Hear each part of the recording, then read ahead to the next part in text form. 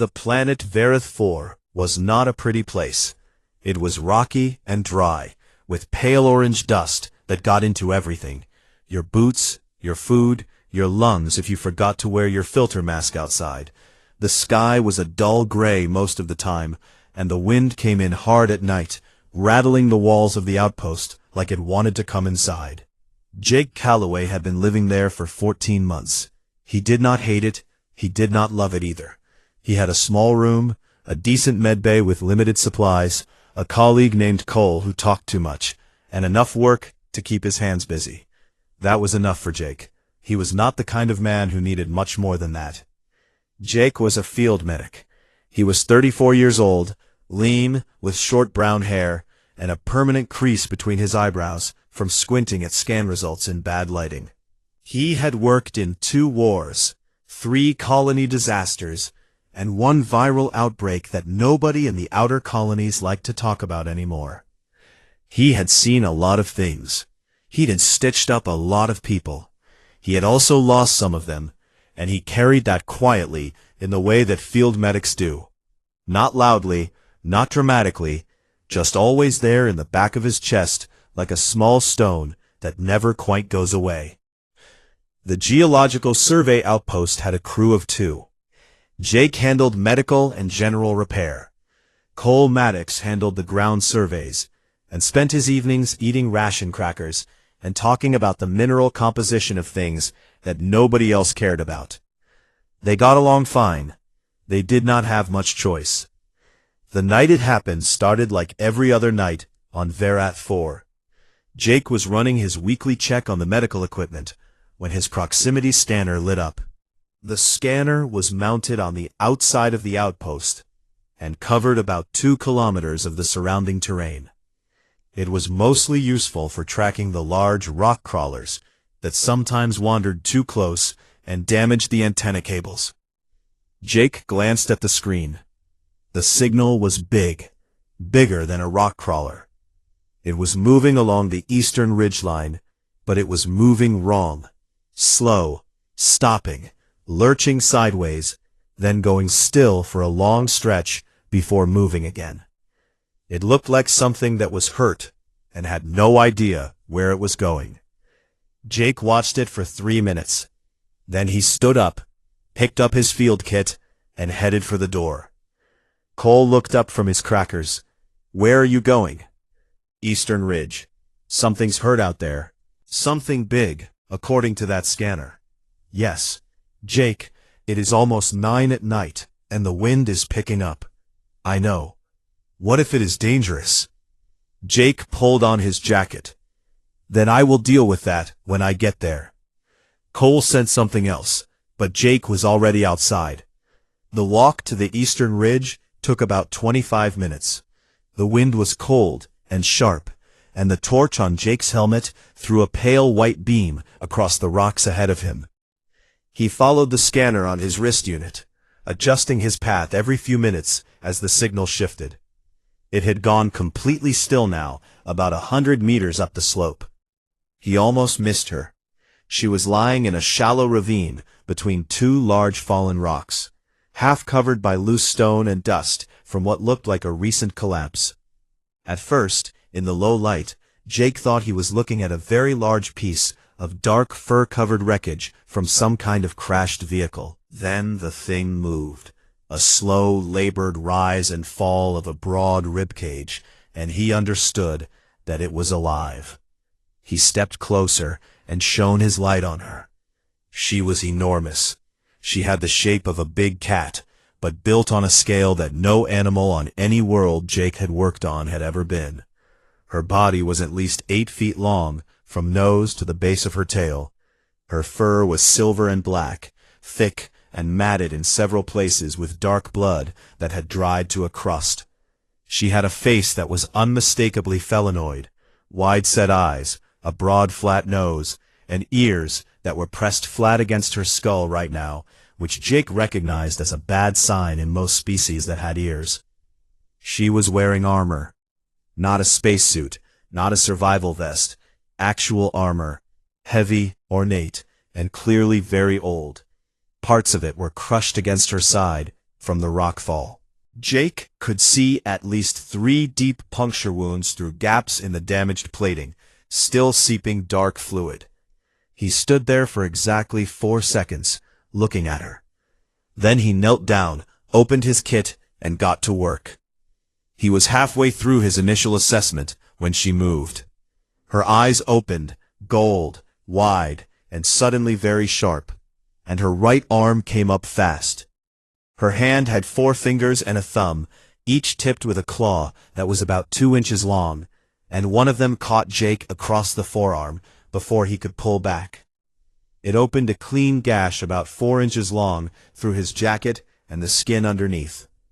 Jake pulled back, looked at his arm, and pressed his sleeve against it hard. He looked at her. She was breathing fast now, eyes locked on him, body trying to pull itself upright and failing. She was scared. Or something like scared. Whatever a being like her felt when she was injured, cornered, and alone in the dark. Jake held up his free hand, palm out. Slow, steady. Easy, he said, his voice the same flat, calm tone he used for every patient he had ever talked down from panic.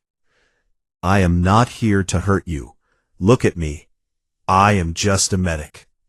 She stared at him. The claws did not retract, but she stopped trying to get up. That's better, Jake said. He looked at his arm again, decided it could wait, and pulled a clean cloth from his kit, one-handed, pressing it against the wound himself. You are losing more blood than I am right now, so let's focus on you first. She watched him the entire time he worked. Every time his hands got close to her wounds, her whole body tensed. Every time he paused and held still and let her breathe, she settled by a small degree. It was a slow, careful process. He talked through all of it, not to explain himself, just because silence made patience worse in his experience. He told her what he was checking and what he was doing and what he was seeing in a plain, quiet voice, the same way he would have talked to any person on any table in any medbay. It took him 4 hours to stabilize her. He rigged a makeshift field brace from 2 survey stakes and the emergency thermal liner from his crit, repositioned 2 pieces of crushed armor away from the worst wound, cleaned and sealed what he could reach, and set a slow-release pain compound into the muscle of her upper arm, with a needle that he genuinely was not certain was the right size. By the time he was done, the wind had died down and the sky was beginning to lighten at the far edge. Jake sat back on his heels, looked at her, and let out a long breath. She was still alive. Her eyes were half closed now, heavy with exhaustion, and the edge of the pain compound starting to work. He picked up his kit, adjusted the thermal liner so it covered more of her side, and stayed where he was. He had a gash on his arm that still needed stitching, a 4-kilometer walk back to the outpost, and no idea what he was looking at. He stayed anyway. The fringe world was quiet around them, and Jake Calloway sat in the dark on a cold rock and watched over something he did not understand at all, because that was simply what he did. The human who treated the wounds of an alien cat empress, unaware she was the galaxy's most powerful warrior. Part 2. The Inconvenience of Kindness. Cole Maddox did not sleep that night. He sat at the comm desk inside the outpost, watching the door and checking the scanner every 10 minutes. And by the time Jake walked back in at dawn with a torn jacket and a badly wrapped cloth around his forearm, Cole had already rehearsed about 6 different versions of the same argument. You are bleeding, Cole said. I know, Jake said. He dropped his kit on the table and started unwrapping his arm. What was it? I do not know exactly. Felinoid, very large, wearing armor. Jake looked at the gash, cleaned it properly this time, and began stitching it himself, which was something Cole had never been able to watch without feeling ill. She has 3 deep puncture wounds in her side and at least 1 cracked rib. I stabilized her out on the ridge. I need to go back in a few hours with more supplies. Cole stared at him. She. Yes. The giant armored alien cat is a she. That is correct. Cole was quiet for a moment. Jake, we need to report this. Not yet. Jake, she is not stable enough to be moved, and I am not going to bring a colonial response unit out there until I know she is not going to die from the stress of it. Jake tied off the last stitch and pulled his sleeve back down. When she is stable, we report it, not before. Cole opened his mouth, closed it, and went back to his crackers. He knew that tone. There was no point. Over the next 2 days, Jake moved her. It took most of the first day just to figure out how. She was too heavy for one person to carry, and too injured to walk on her own. Jake went back out to the ridge with a loading sled from the equipment bay, a lot of rope, and a problem to solve. Cole helped, against his better judgment, muttering the entire time. It took them 3 hours and 2 failed attempts, but they got her onto the sled and moved her into the large rear storage bay of the outpost, which Jake had already cleared out and lined with thermal sheets. She was conscious for most of the move. She did not fight them. She watched Jake with those wide gold eyes and let him work, which Cole found more unsettling than if she had struggled. By the morning of the second day, she was fully awake. Jake came into the storage bay with a container of water and a portable scanner. He moved slowly and announced himself before coming around the supply shelf that blocked her view of the door, because he had learned already that surprising her was a bad idea. She was lying on her side, her head raised, watching him as he crossed the room. "Good morning," he said. He set the water container near her and held up the scanner. "I need to check the wounds. Is that all right?" She looked at the scanner. She looked at him. Then she gave a very small, very deliberate nod. Jake scanned her. The results were not great, but they were better than the night before. The deepest wound had stopped seeping. The cracked rib was going to take time. He adjusted the dressing on her side, and she held still for it, the way a person holds still when something hurts and they are trying very hard not to show it. "You are doing well," he told her. "The bleeding has slowed down a lot. The infection risk is still there, so I want to keep the antibiotics going for at least another 4 days." He paused. "Do you understand me?" She was quiet for a moment. Then she said in a low and careful voice, "Yes, I understand." Jake looked up at her. It was the first time she had spoken. Her galactic comment was slow and deliberate, like someone picking up a tool they had not used in a long time. "That helps. P." He did not ask her name that day. He did not ask her anything. He finished the check, made notes on his hand unit, and told her he would be back in the evening. She watched him leave and said nothing. She told him her name on the 3rd day. He had brought her food, or what he hoped was close enough to food, a high-protein ration paste that he was not proud of, but that at least had the right basic compounds in it. He was explaining this to her, apologizing in a mild and practical way for the quality. When she said, quietly, "Valeth," he looked at her. "My name," she said. "It is Valeth." "Jake," he said, and pointed at himself. She looked at him for a long moment. "Jake," she repeated. She said it carefully, like she was placing something fragile down on a shelf. After that, she answered his questions. Short answers, direct, no extra words. "How does the pain feel today?" "Can you move your left arm further than yesterday?" "Yes, a little." "Are you cold at night?" "No." He wrote everything down and adjusted her treatment based on what she told him, cross-referencing with what little he could find in his medical database about Kethari physiology, which was not much because he had not known what a Kethari was before this week. She watched him constantly, not with suspicion anymore, or not only with suspicion, but with a focused and quiet attention that Jake did not fully notice because he was usually busy doing something. What she was watching for, he could not have said. She seemed to be trying to understand something that she did not have a category for yet. He had still not asked her where she came from, who she was, or how she had ended up half dead on the ridge. She was not sure what to do with it. On the fourth night she could not sleep. Jake came in to do a late check and found her lying still but awake, her eyes open and fixed on the ceiling. He could tell from her breathing that the pain was worse than usual. He adjusted the pain compound dosage, made a note, and then sat down on an overturned equipment crate nearby instead of leaving.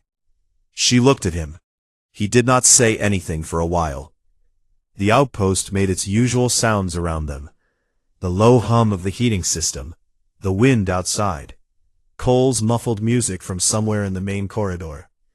Then Jake said, "I lost a patient once, a young man, 22 years old. He was a colonist on a station near the border, and he came in too late, and there was nothing I could do by the time I saw him." He was not looking at her. He was looking at the floor, turning his scanner over in his hands. "I still think about him. But often enough." Valith was very still. "I do not know why I am telling you this," Jake said. I do not like the idea of someone lying awake in pain and feeling like they are alone in it." He glanced up at her briefly, then back at the floor. "You do not have to say anything." She did not say anything. But after a few minutes, some of the tension went out of her body. Her breathing slowed.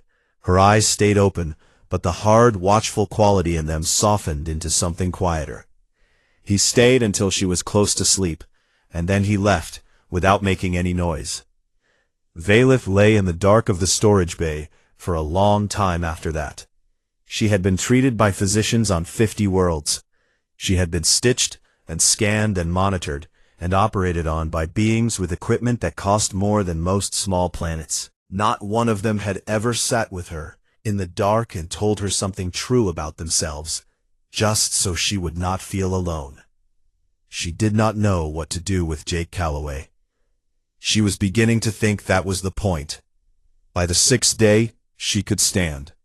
She did it slowly, with one hand against the wall, and Jake stood nearby, without reaching out to help, unless she needed it, because he had figured out already that she did not want to be steadied unless it was necessary. She made it to her feet, held herself upright, and breathed. Jake looked at his notes. "The wounds are closing well. The rib is still going to give you trouble for a while." He looked up at her. "You need at least another week before you do anything physical." Valith looked at him steadily. "I mean it," Jake said. She held his gaze for a long moment. Then she said, "Agreed." He did not smile, but something around his eyes relaxed slightly. Outside the wind was picking up again, and Verath 4 was as gray and dusty and unremarkable as it had ever been. And in a small outpost on a fringe world that nobody important had ever heard of, a man who asked for nothing kept showing up every morning to make sure something lived. She was starting to understand that this was simply who he was, and that was the most remarkable thing she had encountered in a very long life. The human who treated the wounds of an alien cat empress, unaware she was the galaxy's most powerful warrior. Part 3. The Galaxy Comes Undone. Port Solace was not a beautiful station, but it was a busy one. It sat at the edge of neutral space, far enough from any single empire's border that no one could claim it, and close enough to everything that everyone used it. Ships from 40 different civilizations passed through its docking rings every day. Its corridors smelled like fuel and food from a dozen worlds at once, and its diplomatic wing was the kind of place where people smiled at you with their mouths while their eyes were doing something else entirely. Laura Finn had worked there for 3 years, and she was very good at her job. She was a human diplomatic attaché, which meant she spent most of her time making sure that the human colonial authority looked calm, reasonable, and in control, even when it was none of those things. She was 30 years old, sharp-eyed, and had the particular skill of walking into a room full of panicking politicians and making them feel slightly less like everything was on fire. For the past 11 days, everything had been very much on fire. It had started quietly, the way most serious things do. A few unusual ship movements in Cathari space. Some scheduled diplomatic meetings cancelled without explanation. A Cathari trade delegation at Port Solace that had suddenly stopped taking calls and started spending all their time in closed rooms with their doors locked. Laura had noticed all of it and filed it carefully in the part of her brain she kept for things that were going to become problems. Then the rumors started. Nobody said anything directly. Nobody in galactic diplomacy ever said anything directly. But there were whispers in the corridors of Port Solace that the Cathari Empress had not been seen in public for almost 2 weeks. That a military faction within the Empire had attempted something. That the attempt had not fully succeeded, but that no one knew where the Empress was now. Laura had heard these whispers and had gone back to her office and sat very still for about 10 minutes, thinking. The Cathari Empire covered nearly 1,000 star systems. It had the largest standing military force in this part of the galaxy. It was held together, more than most empires, by the singular authority of one individual, the Empress. She was not just a political figure. She was the Empire's greatest warrior, its ultimate military commander, and the living symbol around which an entire civilization organized itself. If she was gone, the Empire did not simply lose a leader. It lost its center of gravity. And if the Empire destabilized, the effects would ripple outward across every political relationship in the region. Smaller nations would reposition. Every treaty that had been signed under the shadow of Cathari power would be quietly reconsidered. Laura had started working 18-hour days.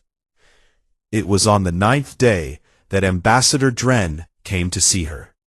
He arrived at her office without an appointment, which was unusual, and he sat down across from her with the careful stillness of someone who had rehearsed what they were about to say. He was tall, gray-furred, and older than most of the Cathari officials she dealt with. His eyes were pale yellow and very direct. He told her, in measured and precise language, that the Cathari Empire was engaged in a sensitive internal search operation. He told her that the Empire valued its relationship with the human colonial authority and considered it one of the more stable arrangements in the current political landscape. He told her that if any human outpost or vessel had encountered an unusual felinoid individual anywhere in fringe space in the past 2 weeks, the Empire would consider any information passed along to be an act of considerable goodwill, the kind that tended to have lasting positive effects on trade agreements and border arrangements. Laura listened to all of this without changing her expression. When he was finished, she thanked him, told him she would look into it, and walked him to the door. Then she closed the door, sat back down, and pulled up every communication log from every human outpost operating in fringe space in the last 14 days. There were not that many. The colonial authority did not have a large fringe presence. Most of the outposts were small survey operations. A handful of people, limited equipment, not much reason for anyone to pay attention to them. She almost missed it. Cole Maddox was not a diplomat. He was a geologist, and he communicated like one. Long, detailed, and completely unfiltered. He had been sending regular personal messages to a friend who worked at a refueling station 2 systems away, and because the messages were personal and not official, they had not been flagged by any of Laura's automated filters. She only found them because she was being thorough, which she always was. She read the first message and sat up straighter. She read the second message and reached for her comm unit. By the third message, she had stopped reaching for the comm unit and was simply reading with both hands flat on the desk, very still. Cole's messages were written in the tone of a man who was deeply unsettled and had nobody official to talk to about it. They described, over the course of 6 days, a giant alien cat that Jake had dragged in from the ridge. They described armor that Cole said looked like it belonged in a history museum. They described wounds that Cole thought should have killed anything smaller than a building. And they described Jake, calm, focused, completely unbothered Jake, treating this creature in their storage bay like it was just another patient on just another day, and absolutely refusing to call anyone about it. Cole's most recent message ended with the words, "She stood up today. She is enormous." Jake told her she has to rest for another week, and she actually listened to him. "I do not understand any of this." Laura read that last line twice. Then she pulled up the Outpost's direct comm channel and opened a call. It connected after 2 rings. Jake's voice came through, flat and slightly tired, the way it always sounded when he had been working long hours. "Calloway." "Jake," Laura said carefully, "my name is Laura Finn. I am a diplomatic attaché at Port Salis. I need to ask you something, and I need you to answer me honestly." "All right. The individual you have been treating at your outpost. Can you describe her to me?" There was a brief silence. Laura could hear the low background hum of outpost equipment. "She is about 8 feet long," Jake said. "Silver and black fur. Gold eyes. She was wearing heavy armor when I found her. Very old, ornate. She has been healing well." "Why? Who is she?" Laura closed her eyes. She sat with that for a moment. She thought about the 11 days of whispers and closed doors, and Ambassador Dren sitting across from her with his careful rehearsed words. She thought about 1,000 star systems held together by one individual. And that individual, apparently lying in a survey outpost storage bay on a fringe world, having her bandages changed by a field medic who had no idea what he was holding. She opened her eyes. "Jake," she said, "what I am about to tell you is going to sound very unlikely." "All right," he said again. "The being you have been treating is Velithra. She is the Empress of the Cathari Empire. She is the most powerful political and military figure in this region of the galaxy. She has been missing for 11 days, and there are currently 6 Cathari warships actively searching for her. And the entire galactic diplomatic community is extremely close to losing its composure entirely." The line was quiet for a long time. Jake's voice came back the same as it had been before. Not louder, not faster, not shaken. "That explains the armor." Laura opened her mouth and then closed it again. Somewhere outside her office window, a Cathari transport was moving slowly through the docking ring, and the galaxy was spinning quietly on its axis, completely unaware that it had just tilted a few degrees in a new direction. And on a dusty fringe world, 2 systems away, Jake Calloway set down his comm unit, picked up his scanner, and went to check on his patient. The human who treated the wounds of an alien cat empress, unaware she was the galaxy's most powerful warrior. Part 4. The Reckoning Arrives. Cole saw them first. He was outside running a routine antenna check when the sky above Vareth 4 changed. It did not change slowly. One moment it was the same flat gray it always was, low clouds and pale light and nothing interesting. And then, in the space of about 4 seconds, 6 enormous warships dropped out of faster-than-light travel in a tight formation directly above the outpost, and the entire sky turned dark with their hulls. Cole stood on the roof of the outpost with his cable wrench in his hand and looked up at them. Then he went inside and sat down on the floor.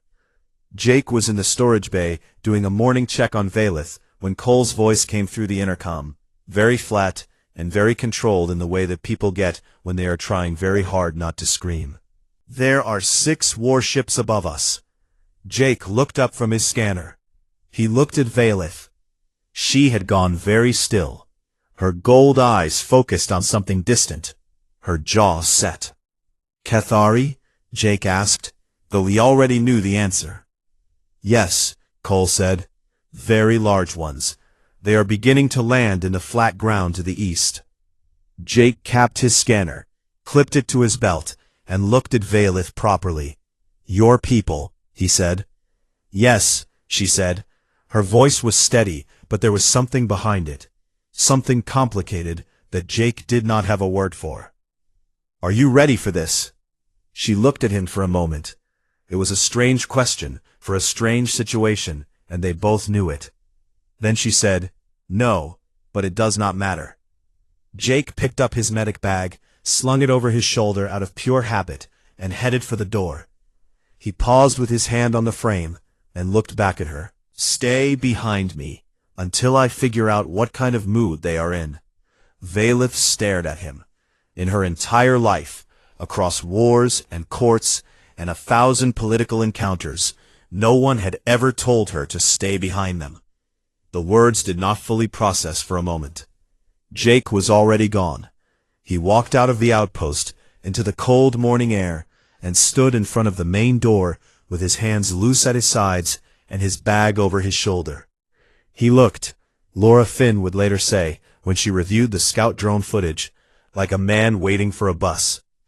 The landing ramps of the nearest warship came down, with a sound like the ground itself exhaling. And out of that ramp came soldiers, a lot of them. They moved in tight formation, full combat armor, weapons visible, boots hitting the rocky ground in a rhythm that was clearly designed to be intimidating. They spread out in a wide arc, facing the outpost, and then stopped. And then General Siveth walked through the middle of them. He was huge, even by Cathari standards, dark brown fur, almost black, with a long scar that ran from his left ear to the corner of his jaw. He wore his rank on his armor in old Cathari script, and he moved with the kind of weight that came from decades of actual war, not ceremony. His eyes fixed on Jake and did not move. He stopped about 10 meters away. The silence was the kind that had mass to it. 50 armed soldiers, 1 general, and a man with a medical bag standing in front of a dusty outpost door. Siveth spoke in Galactic Common, his voice low and deliberate. "Human, I am General Siveth, commander of the Claws of the Void. You will tell me the condition of the one you found, and you will tell me now." Jake looked at him evenly. "She has 3 healing puncture wounds in her left side. 1 cracked rib that is about 60% recovered. No infection, no internal damage that my equipment could find.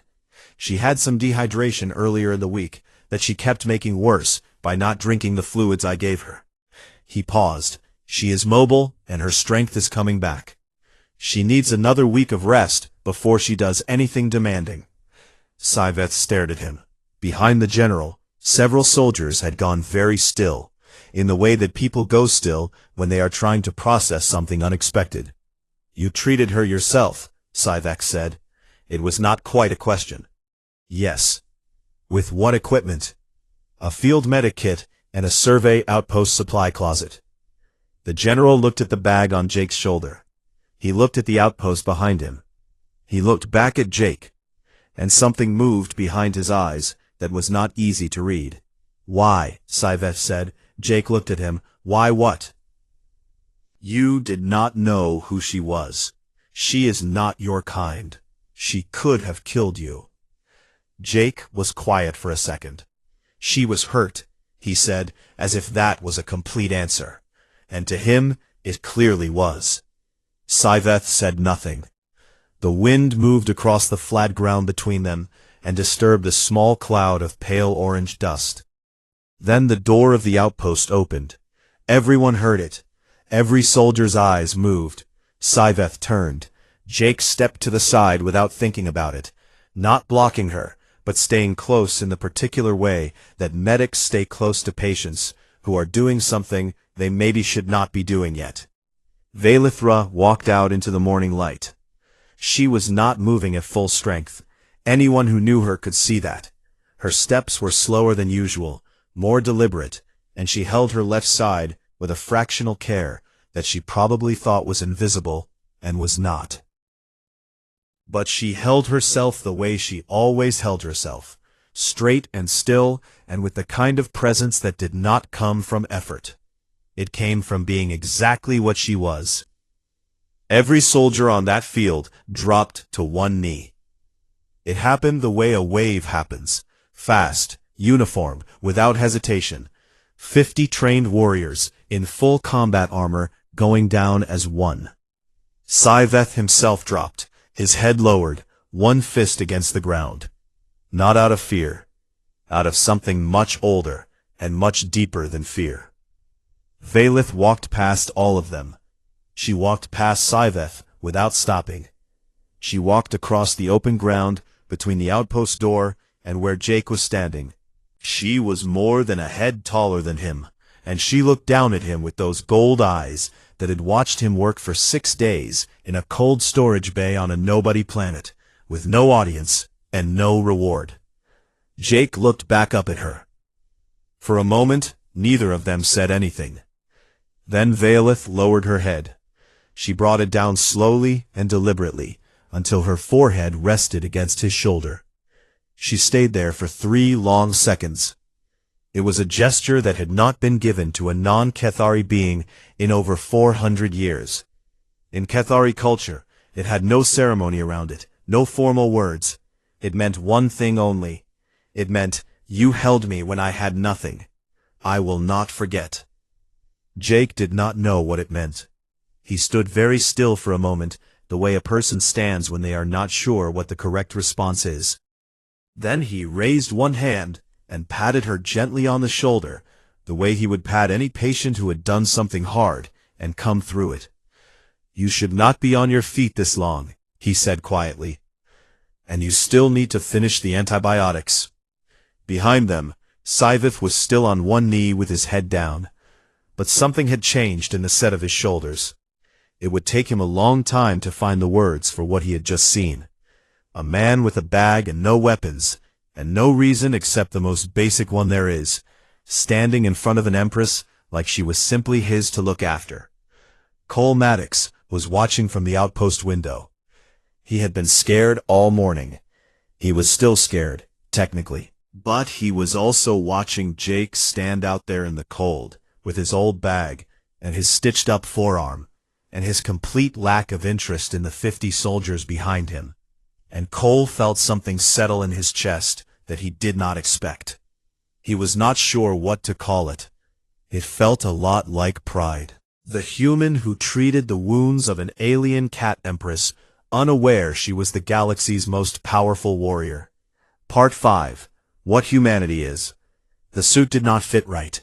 Jake had borrowed it from the Colonial Authority's diplomatic office at Port Solace, and whoever it had belonged to before him had been slightly shorter and considerably wider, so the sleeves were a little long and the shoulders bunched in a way that Jake kept noticing and could do nothing about. He had looked at himself in the mirror that morning for about 4 seconds, decided it was fine, and stopped thinking about it. That was 3 hours ago. Now he was standing in the grand hall of Port Solace's diplomatic wing, and he was thinking about it again, because there was nothing else to look at that was not overwhelming. The hall was enormous. It had high ceilings with lights that had been deliberately set to a warm gold tone, and the walls carried the flags and seals of every major civilization that had ever signed an agreement at Port Solace.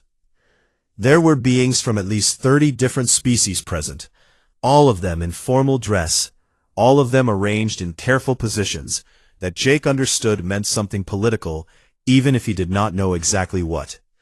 Camera drones floated near the ceiling. A full diplomatic security detail stood at every entrance.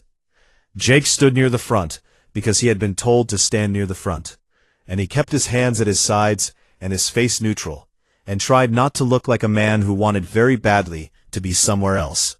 Cole had said, with great feeling, that he would rather survey a live volcanic field than attend a galactic diplomatic ceremony. And Jake had not argued, because he understood completely. Laura Finn was standing a few rows back in the gathered crowd.